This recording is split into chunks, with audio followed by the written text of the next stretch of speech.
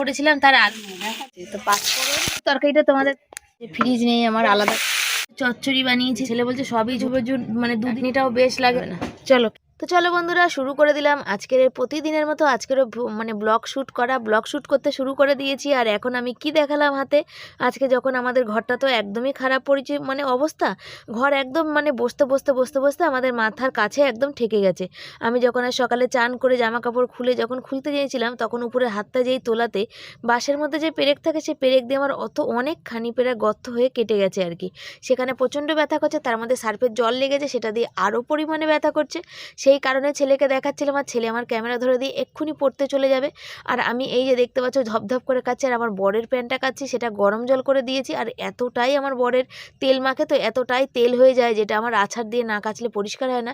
তবে সামনে বাড়ি বৌদি দাঁড়িয়ে ওখানে কাজ করছে, যার জন্য আছাড়টাও দিতে পারছি না, ওই জন্য এইভাবে কাচ্ছি।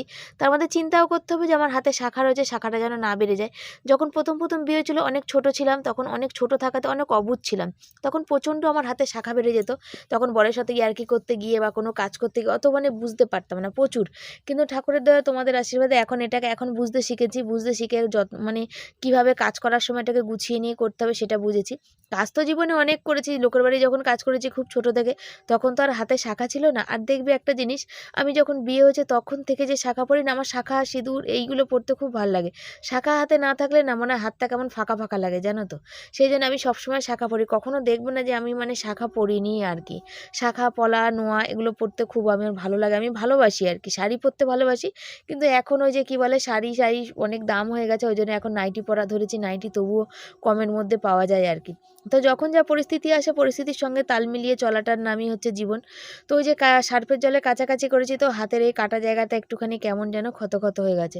তো ওদের গামলাটা ভরে গেছে, আমি এখানে চলে গেলাম, তারপরে আমাদের গামলায় পাইপ দিতে, কেন আমার গামলা খালি।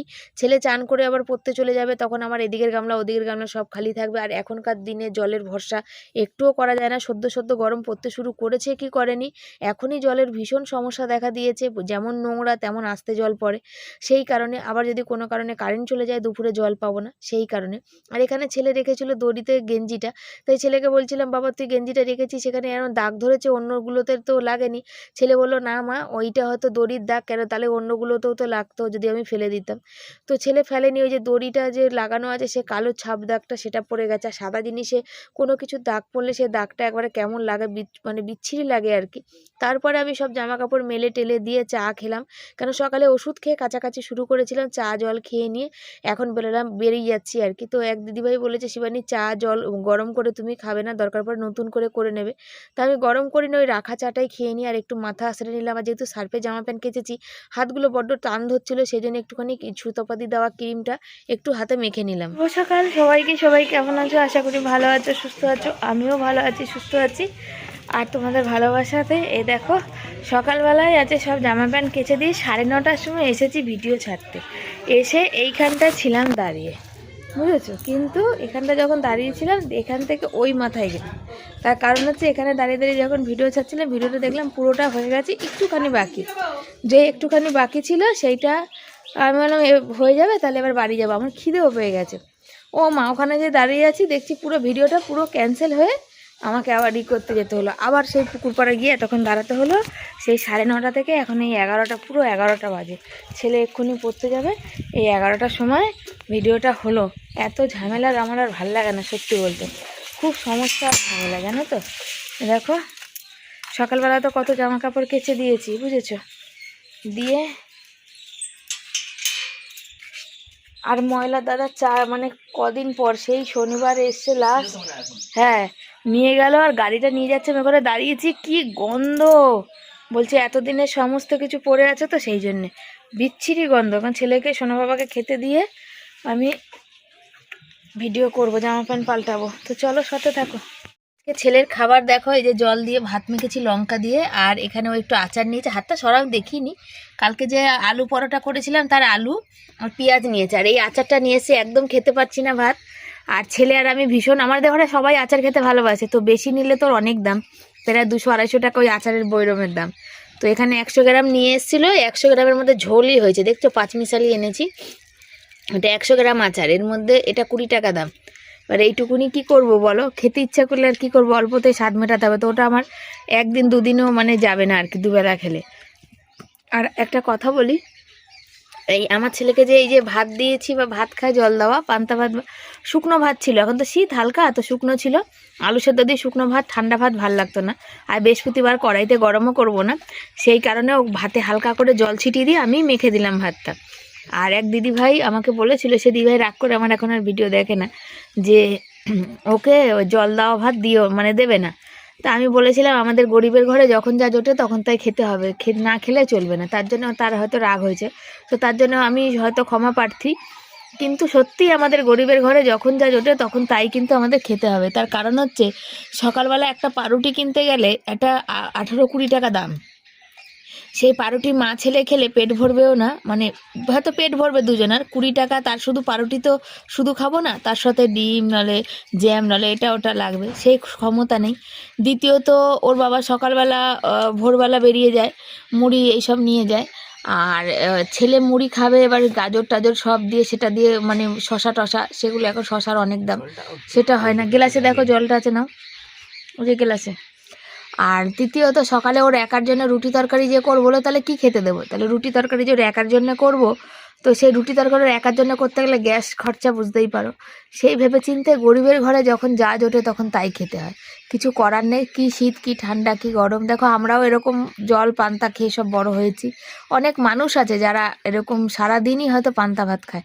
পান্তা ভাতে কিন্তু ভীষণ ভিটামিন, প্রোটিন। আর সবারই তো একটা ইচ্ছা করে যে মানে খাবো খাবো না, বা এটা আমার ছেলেকে ভালো দিই, চেষ্টা করি, আমি সর্বদা চেষ্টা করি। না পেরে উঠলে কি করব বলো? পেরে উঠলে তো, সম্ভব হলে তো করবোই, তাই না? তো একটা দিন হয়তো এরম আসবে যখন আমরা 4 টাইমই হয়তো গরম খাবার পাবো। তো এখন যেটা আসছে সেটাই আমরা খুশি, তাই তো বাবা? আমরা সেটাই আনন্দ করে খাই। সব থেকে বড় কথা পেট ভরা নিয়ে দরকার, সে যাই খাই না কেন। আর এই খাবারটা আমাদের ভালোও লাগে, খারাপ লাগে না। রিলস বানাচ্ছিলাম আর সেদিন দাদাকে বলেছিলাম, দাদা জুতো নিয়ে আসলে আমার কাছে এসো, আমার জুতোটা নষ্ট হয়ে গেছে, ছিঁড়ে গেছে, বাড়ি পরা জুতোটাই নষ্ট হয়ে গেছে। তো এখানে এনেছে দাদা ঠিকই জুতো, আমি দেখলাম, তারপরে আবার পাশের ওরা দেখছিল। তো কিন্তু জুতোটা আমার পায়ে হলো না। আসল কথা কী বলো তো, এই দাদাদের ফেরিওয়ালা দাদাদের কাছে তো একটু কম দামে জুতো থাকে, সে আমার 8 নাম্বার জুতো লাগে, কিন্তু যেটা ওই যে কম মানে দোকান থেকে নিলে 8 নাম্বারটা ঠিক হয়, আর এই এনাদের কাছ থেকে নিলে তখন আর 8 নাম্বারটা হয় না, তখন একটু বড় লাগে, যেহেতু আমার পায়ের সামনেটা আঙ্গুলগুলো অনেকটাই চওড়া, আমার আঙুলগুলো অনেকটাই মানে চওড়া আর কি, আর পাটাও অনেকটা লম্বা, সেই জন্যই দাদাদের কাছ থেকে জুতো নিলে হয় না। তো এসেছিলো, তো আমার জুতোটা নেওয়া খুব দরকার ছিল, তো পরে দিয়ে দেখা যাবে, কারণ এনাদের কাছে নিলে না 50-100 টাকার মধ্যে হয়ে যায়, কিন্তু দোকান থেকে নিলে তখন আর 50-100 টাকায় জুতোটা হয় না আর কি, বুঝেছো? তো সেই জন্যে তো আজকে রান্না করতে বসেছি, রান্না করে রাখবো, আর রান্নাটা কালকের জন্য মানে এক জায়গাতেই যা হবে, অল্প অল্প আজ খাবার, অল্প অল্প বাঁচিয়ে রেখে দেবো, সেটা দিয়ে কালকেরকার দিনটা চলে যাবে। কালকের হচ্ছে আমরা যাব হচ্ছে হিয়ারিংয়ের জন্যে, তো সেই জন্যে। আর তারপরে আজকে কী রান্না করবো সেটাও তো তোমাদের বলবো, আর তোমরা অবশ্যই পাশে থাকো, সাথে থাকো, দেখতে থাকো, আর যদি ভালো লাগে লাইক কমেন্ট শেয়ার করো, যারা নতুন বন্ধু চ্যানেলটা সাবস্ক্রাইব করে পাশে থেকো। আর এখানে দেখতে পাচ্ছ বেগুন, আর এই সপ্তাহে আমি যাবো না বাজার আনতে, তার কারণ হচ্ছে এই সপ্তাহে একটু চাপে আছি। আগের সপ্তাহ তো বরের 2 দিন কাজ হয়নি, তোমরা জানো, বর সপ্তাহ পয়সাটা পেয়েছে কম, 2500 টাকা পেয়েছে, তো 2500 টাকার মধ্যে দিয়ে আমার ফোনে রিচার্জ শেষ, রিচার্জটা আগে করতে হবে, নাহলে তোমাদের ভিডিও দিতে পারবো না। তারপরে মুদি সদায় জিনিস আছে, তারপরে আমার ওষুধ নিয়ে আসা হয়েছে, ওষুধটা শেষ হয়ে গেছে। দেখো সংসারে এমন অনেক খুঁটিনাটি কাজ থাকে, অনেক খুঁটিনাটি জিনিস আনার থাকে, যেগুলো আমি সবসময় শেয়ার করতে পারি না বা দেখাতে পারি না। কখনো ফোন মানে চার্জে থাকে, কখনো হচ্ছে মানুষজন থাকে, অসুবিধা থাকে, তো এরকম নানা রকম বিষয় মিলিয়ে, সমস্ত বিষয় মিলিয়ে দিয়ে কী হয় বলো তো, দেখাতে পারি না বা বলে উঠতে পারি না। আর একটা কথা কি বলা, যে সব কিছু যদি তোমাদের বলি, এমনিতে তো শুনে অভ্যস্ত যে লোকের কাছে কেঁদে কেঁদে সব কিছুই মানে উন্নতি করে ফেলছি, তারপর যদি সব কিছুই যদি বলি যে আজকে এই ওষুধটা আনলাম যার জন্য পয়সা নেই, আনতে পারছি না ওইটা, তাহলে কি কেউ দেবে? তো আমি এরকম দেখি ব্লগ আর কি, তো তার দেখি যে যখনই সংসারে টানাটানি পড়ে কিনা তখনই মানুষকে বলা, এটা আমি একদমই পছন্দ করি না। দেখো আমি সবসময় মনে করি যে আমার থেকেও খারাপ কিন্তু অনেক মানুষ আছে, আমি যা আছি তাও ভালো আছি। জীবন মানেই তো যুদ্ধ, তাই না? জীবন মানেই সংঘর্ষ, জীবন মানেই হচ্ছে লড়াই করে বেঁচে থাকা। আর মানে আমি তো তবু ডাল ভাত খাচ্ছি, কত মানুষ তো সেটাও পায় না। তো সবসময় এই ধারণা, জ্ঞান, ভাবনা, চিন্তা নিয়েই কিন্তু আমি চলি। আবার কেউ বলবে যে জ্ঞান বেশি দিবে, না, কখনোই না। আমি দেখো কখনোই কিন্তু কেউ বলতে পারবে না শিবানী কারোর কাছে কিছু, যেটুকু করে বা দিয়েছে আমাদের জন্য, ভালোবেসে দিয়েছে, আমাদের জন্য উপহার স্বরূপ দিয়েছে। আমি বলে না, যত বড় বড় ব্লগার আছে, ছোট ছোট ব্লগার আছে, প্রত্যেকটা ব্লগারের বাড়িতে কিন্তু আমার থেকেও অনেক বেশি জিনিস তাদের বাড়িতে কিন্তু আসে, তখন কিন্তু কেউ কিছু বলে না। আজকে হ্যাঁ না, ড্রেসটা তো ভালোই দিয়েছিস, এই সিম বেগুন আলু দিয়ে কপির ডাঁটা দিয়ে একটা চচ্চড়ি করবো। কপির ডাঁটাগুলো থেতবো, থেতে একটু ভাপাবো। আর এই যে দেখতে পাচ্ছ, পরে কথা বলি। আর ফুলকপির তরকারি করবো আর বেগুনটা ভাপাবো। এটা ভাপিয়েছি নুন দিয়ে, দেখো কড়াইটা কেমন শ্যাতল মতন হয়ে গেছে। তো পাঁচফোড়ন, শুকনো লঙ্কা ফোড়ন দিয়ে দিয়েছি, দিয়ে এগুলোকে ভাজা ভাজা করি, বুঝেছো? তারপরে কপির ডাঁটা দেবো, সর্ষে বাটা দেবো।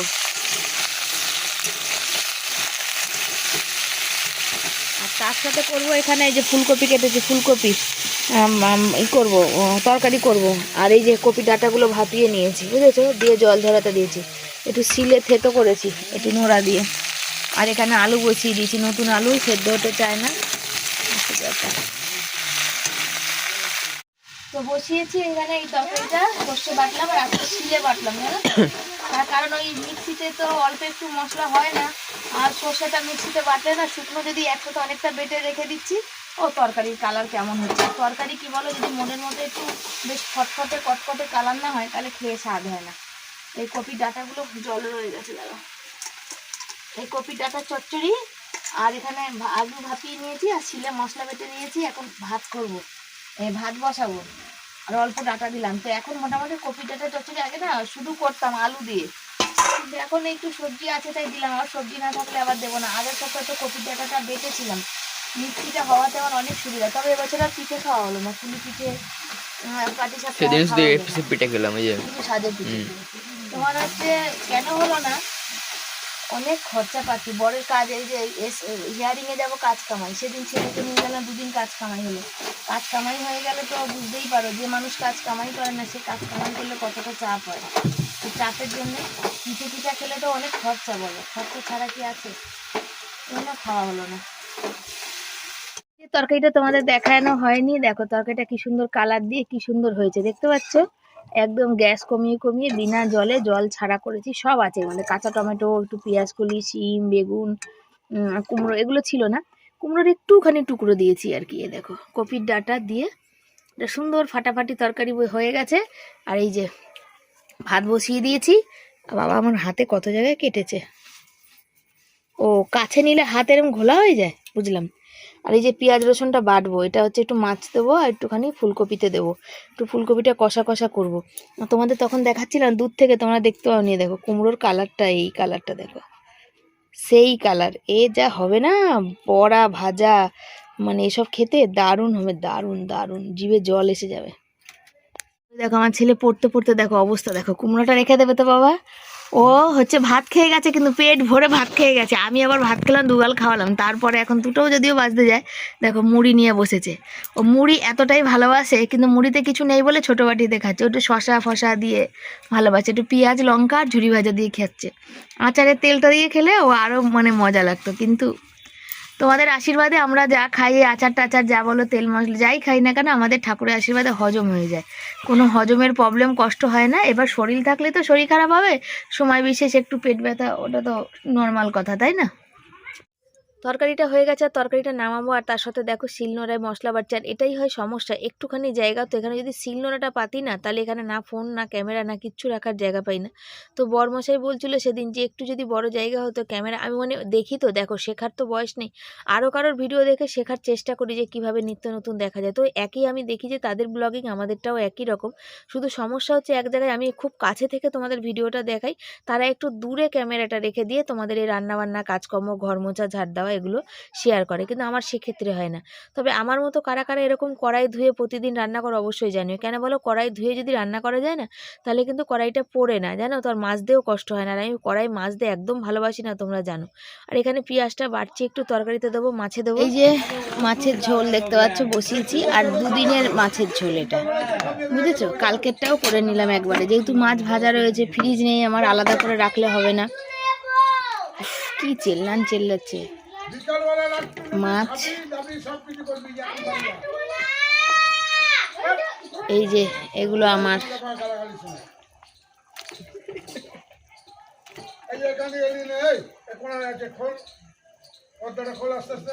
আলাদা থাকে না, এখান থেকে ঢেলে নি। আর এক বেশি 2 প্যাকেট আনি না। আর কাচিটা দেখ আমার থেকেও না, তো ওই হাতটা ধুয়ে এসে আবার এদিকে বসলাম জানো জায়গাটা কেমন। ওইটা খাওয়া উচিত হয়নি মা।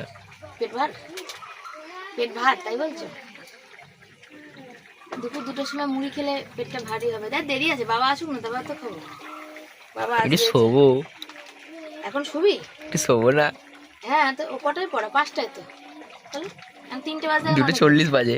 তাহলে ফুলকপি তরকারি হোক, আমি কি করবো বাবা বলো? রান্না আমি তোমাকে কিছু বললাম না? আমি বলছি আরে ওইখানে মাছের ঝোল ফুটছে, মাছের ঝোলটা নামাবো। দেখো তোমাদের সাথে কথা বলতে বলতে ছেলের সাথে এর মধ্যে তেল একটু রাখবো, কপির তরকারি তো ভুলেই গেলাম। করা যাবে, দেখ ডবল ডবল খাটতে হবে এখন। এনা রাখো, রেখে দেবো গাছি। জিরা ফোড়ন দিয়ে নিয়েছি।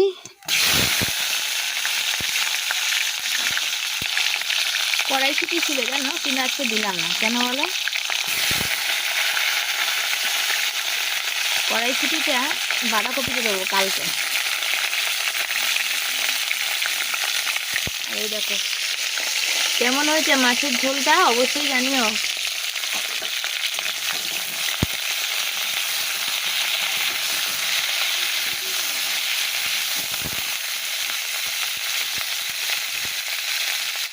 আর ফুলকপিটার মধ্যে কিচ্ছুই দিইনি, একটুখানি পেঁয়াজ ফোড়ন দিয়েছি, মানে জিরা ফোড়ন দিয়েছি, পেঁয়াজও দিইনি। আর টমেটো দিয়েছি, একটু হলুদ গুঁড়ো, লঙ্কার গুঁড়ো, জিরার গুঁড়ো, নুন, এই দিয়ে কিন্তু একদম দেখতেই পাচ্ছ যে মশলা নেই, একদম ফিকা ফিকা রান্না করব। পুরো খাওয়া দাওয়া হচ্ছে এখানে। ভাত, বর চান করতে গেছে তো বরেরটাও বেড়ে দিলাম, আর ছেলের 5টা থেকে পড়া আছে। আর এই হচ্ছে চচ্চড়ি বানিয়েছি, চচ্চড়ি। আর এই যে মাছের ঝোল হচ্ছে দেখতে পাচ্ছ। আর কালকে চাটনি বানিয়েছিলাম তো একটু রয়ে গেছে সেটা। আর এই ফুলকপি আলুর ঝোল, আজকে সবই ঝোল ঝোল ঝোল ঝোল ঝোল। এই হচ্ছে আজকে আমাদের রান্নার মেনু। কেমন লাগলো অবশ্যই জানাবে। ফুলকপিটা তোমাদের কড়াইতে দেখাতে পারি, তবে ভালো হয়েছে। ছেলে বলছে সবই ঝোল, ঝাল না। মাছটা মানে 2 দিনের করেছি, তার জন্য একটু ঝোল রয়ে গেছে। চাটনিটাও বেশ লাগে আমার খেতে। আর চচ্চড়িতে কোনো কথাই হবে না। চলো খেয়ে দিয়ে নি। একটুও চার্জ নেই, যেমন আমার বরের খিদে পেয়ে যায় চান করে উঠে থাকতে পারবে না, আমার বরের যেমন খাবার প্রয়োজন আছে ঠিক তেমনি ফোনের কিন্তু চার্জের প্রয়োজন আছে। খিদে পেয়ে গেছে, আর সেই লেভেলের ঠান্ডা আমার বরমশাইয়ের লেগেছে। মানে এত ঠান্ডা লেগেছে, আরও টেনশানে আরও বেশি লেগেছে। ও একটু ভীতু গোছের মানুষ, বুঝেছো তো। আবার যখন রেগে যায় তখন আমার বিশাল রাগী হয়ে যায়। তো সেই হচ্ছে ব্যাপার। আর খাচ্ছে, কি খাচ্ছ বলো একটু? তোমার আওয়াজ আসবে এই অবধি? জোরে বলো। নাক ফাক তো বন্ধ, নাক দিয়ে তো সেই ভূতেদের মতন কথা বেড়াচ্ছে করে। মাছের মাথা দিয়েছিলাম ওই ঝোলে, 2 দিনের বললাম না করেছি। চাটনিটা খেয়েছে, আমি আবার বলেছি একটু চাটনি খাবো, তো আমার জন্য আবার বাঁচিয়ে রেখে দিয়েছে। ছেলে খেয়ে নিয়েছে। আর যেহেতু আমার আজকে পায়ে খুব যন্ত্রণা করছে, একাদশী আছে আজকে, আর কোমর খুব ব্যথা করছে, তো বড় বললো বাসন মাজতে হবে না, রাখো, আমি নাহলে মেজে দেবো। তাহলে তুমি এক কাজ করো, তোমাকে মাজতে হবে না, তুমি বাসনটা এক জায়গায় সব জড়ো করে দাও, দিয়ে রাখো। আমি তো গুছিয়ে দিয়েই এসছি। আর তুমি তোমার থালাটা একটু গুছিয়ে রেখে দাও, আমি সন্ধ্যাবেলা উঠে নাহলে মাজবো। তো বলে ঠান্ডায় মাজলে তোমার কষ্ট হয়েছে, ঠান্ডা তো এখন অনেক কমে গেছে, অত চাপ নেই। আর তরকারি ফরকারি সব আমি ঢাকা দিয়ে এই যে চলে এসেছি, দেখতেই পাচ্ছ। তবে আগে ছুঁচো এই গ্যাসের উপর উঠে খুব উৎপাত করতো, এখন তবে ছুঁচো নিচে। আর কালকে সারা রাত জানো শোনো, কুকুরে এত জ্বালাতন করেছে, আর তেমন বিড়ালে কি বলবো বলো, ধুমধাম ওদের ওই পাঁচিল দিয়ে বিড়াল ওই গামলার মধ্যে জলের মধ্যে পড়ে যাচ্ছে। সকালবেলা আমাকে ডবল ডবল করে জল ভরতে হয়েছে, জান কি বলবো। এত দেরি হচ্ছে যে কাজের অনেক দেরি হচ্ছে। সবে জামা প্যান্ট কেচে গামলা ভরে এসেছি, তার মধ্যে ওখানে মারামারি, দুটো বিড়ালে মারামারি করতে করতে গামলার মধ্যে পড়ে গেছে।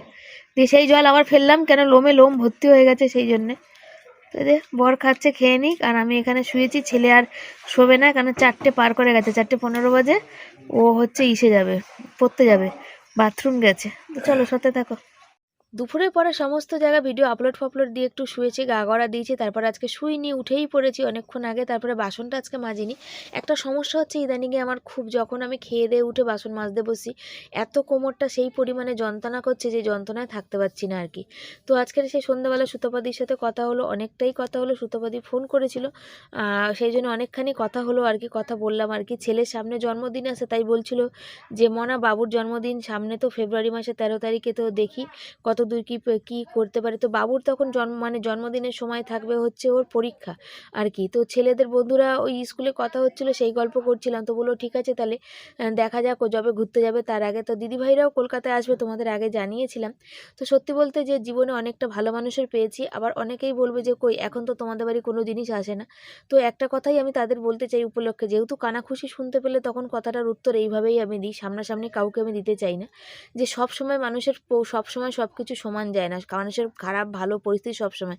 আর মানুষ কতদিন বা কাউকে কতবারই দেবে, তাই না?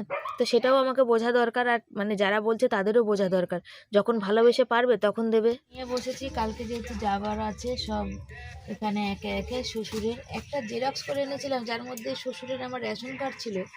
এই মুহূর্তে কোথায় যে রেখেছি সেটা আমি কিছুতেই খুঁজে পাচ্ছি না, জানো তো কি বলবো, এত চাপ বলার কথা না।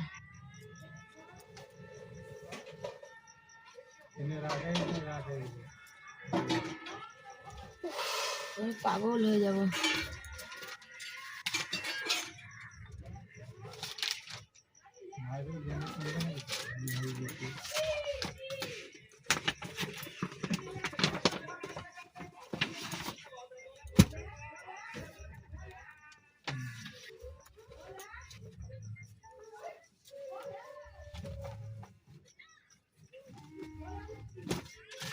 ও এইটার মধ্যেই আছে।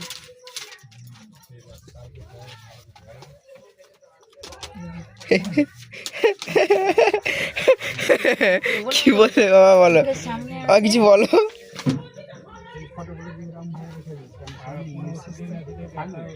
তো তোমাকে কবে বলেছিলাম গুছিয়ে একটু ঠিকঠাক করে রাখতে, বলেছিলাম তো, বলো। কিন্তু কোন আধার কার্ডটা বোঝা যাচ্ছে সেটাই তো কথা, এটা আরোই বোঝা যাচ্ছে না, ওটা তবু বোঝা যাচ্ছে, তাই তো। বন্ধুরা সব কাগজপত্র জমা জোগাড় করে রাখলাম, এক জায়গায় করলাম। আর দেখলাম এখন তো শুধু ফোন খুললেই শুধু ওই হেয়ারিং কেন। তো শ্বশুরের আধার কার্ডটা তো পুরো যাতা অবস্থা ছিল, জেরক্স করলে কিছু বেরোবে না। গ্রামের মানুষ কোনো কিছুই যত্ন নেই, ওদের Aadhaar card, voter card, ration card, PAN card তো নেই। কোথায় যে আছে ওরা নিজেরাও জানে না, তাই তো। যখন যদি বলা হয় যে একটা বাবার আধার কার্ড বা মায়ের আধার কার্ড কি ঠাকুমার এটা দাও, তখন ওরা খুঁজেই পায় না, খুঁজতে ওদের 2 দিন লেগে যায় কোনো কাগজ চাইলে। তা আমরা গেছিলাম ফেব্রুয়ারি মাসে, যখন আমার আগের বছর ছেলের জন্মদিনে আমি এখানে একটা কাগজ বানানোর জন্য তখন নিয়ে এসেছিলাম। না আগের বছর না, তারও মনে তার হয়। আগে বছর কি হলো, ফোনটা রাখলাম তো, খেয়াল করি আমার হাত ব্যথা করছে বলে। তুমি পায়ের উপর রেখেওছো। হ্যাঁ আমি ওর পায়ে সাপোর্ট দিয়েছি, আর ও ধূপ করে দেখো ফোনটা বুঝতে পারিনি। তারপরে সেইটা হাতে করে কোনো এখন বুঝতে পারছি তুমি ফোনটা রেখেছো। এমন এমন ছিঁড়ে বিচ্ছিরি অবস্থা হয়েছিল শ্বশুরের আধার কার্ড। সেই আধার কার্ডটাকে সুন্দর করে একটুখানি কোনো রকম জয়েন্ট ফয়েন্ট করে আমরা জেরক্স করে এনেছিলাম, তাই তো শোনো। সেটার কি বলবো, কালি বেশি দিয়ে একটু ডিপ করেছিল, ডিপ করতে গিয়ে শ্বশুরের মুখ আর বোঝা। আর এখন হয়েছে আজকে আমি সকালবেলা, আমাদের ঘর তো অনেক বসে গেছে, আমি জামা কাপড় খুলতে দিয়েছি, চান করে এসে হাত তুলেছি, এই বাসে লেগে আমার হাত পুরো দেখতে পাচ্ছ ফুলে, যে দেখো এইখানে, তারপরে এইখানে পেরেক ঢুকে গেছে আর কি। তো সেখান থেকে ব্যথা। আর বর আটা মাখবে, তো বরের আটা মাখার একদমই ইচ্ছা নেই, মুখটা দেখেই তোমরা বুঝতে পারছো। ছেলে খিদে পাচ্ছে সন্ধ্যা দিয়ে করলো, কিন্তু কিছুই নাই। বললাম মুড়ি খা, বলছে আর মুড়ি ভাল লাগছে না খেতে। কিছু খাওয়াচ্ছে, কিছু খাওয়ানোর কিছু নেই, কেন 2 সপ্তাহতেই বরের কাজকর্ম হয়নি। তারপরে আজ সোনালি দিদিভাই ফোন করেছিল সকালে, যে শিবানী, উনি স্কুলের টিচার, যে শিবানী তোমাদের কি হয়ে গেছে দিভাই হেয়ারিং? না হয়নি, কালকে আছে, শুক্রবার, আগামী শুক্রবার আছে, আজকে তো বৃহস্পতিবার। তো বলে দিল যে ওখানে 8 জন, বা যেহেতু 6 জনের বেশি, তো মাকেও কিছু দেওয়া, আমার শাশুড়িকে যদি আমরা দেখাতাম দেখাতাম গার্জিয়ান হিসাবে, তাতেও সমস্যা হতো, কেন জন্ম সার্টিফিকেট বা স্কুল সার্টিফিকেট নেই। যদি এরকম হিয়ারিং পড়তো সেক্ষেত্রে এত কার পড়তো কার না পড়তো বোঝা মুশকিল। তাহলে আমার শাশুড়ির তো কোনো ডকুমেন্ট আমি দেখাতে পারতাম না, যেটা শ্বশুরের পারবো, তাই না। আধার, ভোটার, প্যান, রেশন কার্ডে তো শ্বশুরের নামই আছে, তাই তো। মা ওর যে LIC করা আছে সেখানে শ্বশুরের নাম আছে, তাই না শোনো।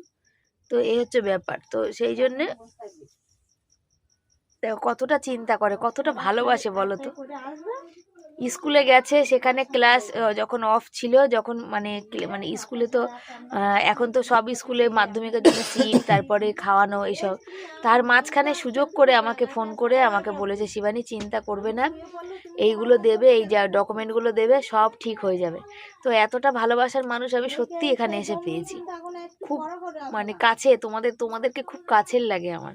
দিদিভাইয়ের বাড়িতে ঘুরতে যেতে বলছে, তো জানি না কোনোদিন যেতে পারবো কিনা, যদি যেতে পারি অবশ্যই তোমাদের সাথে শেয়ার করব। দিদিভাই এবার শীতে জ্যাকেটটা দিয়েছিল বলে একটু পরে অনেক আরাম পেলাম।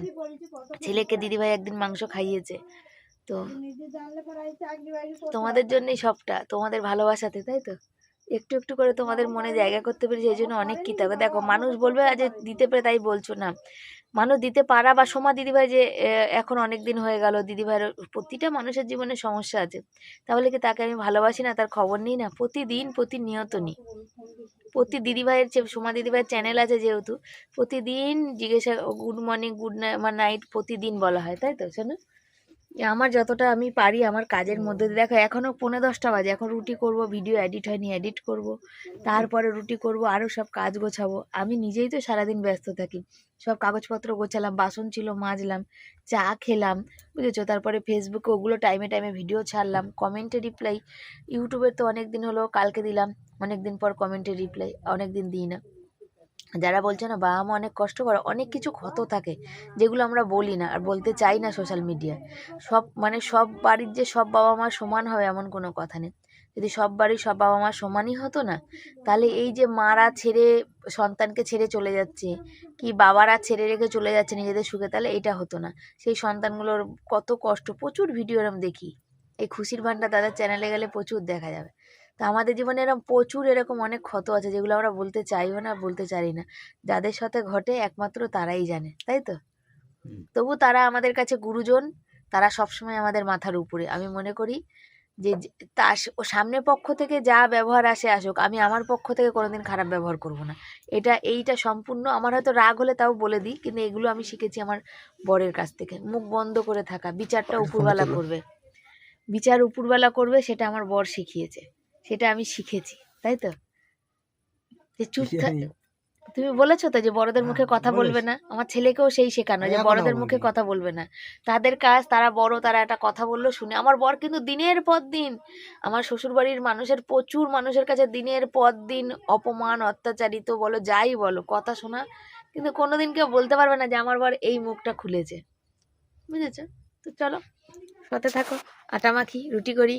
বরের পায়ে দেখো কত বড় একটা চোচ ঢুকে আছে, এখানটা ব্যথা করছে, বর বুঝতে পারছে না, উপর থেকে দেখে বোঝাই যাচ্ছে না, চামড়ার ভিতর দিয়ে ঢুকে রয়েছে, দেখ বাপি দেখ, উপর দিয়ে বই ব্যথা করছে, চেক করছে, বলছে কিছু তো একটা এখানে হয়েছে, দেখ কত বড় চোচ, দেখ চামড়া মানে এমন ঢুকেছে, কবে ঢুকেছে নিজেও জানে না, সেটা মানে বোঝাই যাচ্ছে না, ফুটকি ফুটকি কিচ্ছু হয় নেই। দেখ ওদের টেনে বার করছে, দেখ বাবা দেখ,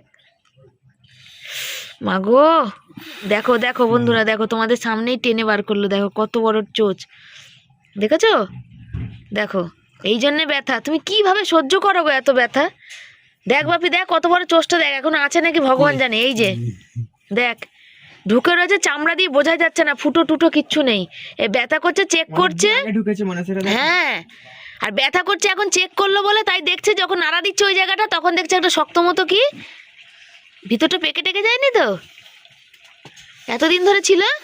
টোস্টটা আবার ভালো করে ফেলে দিও, না আবার কোথাও ঢুকে যাবে।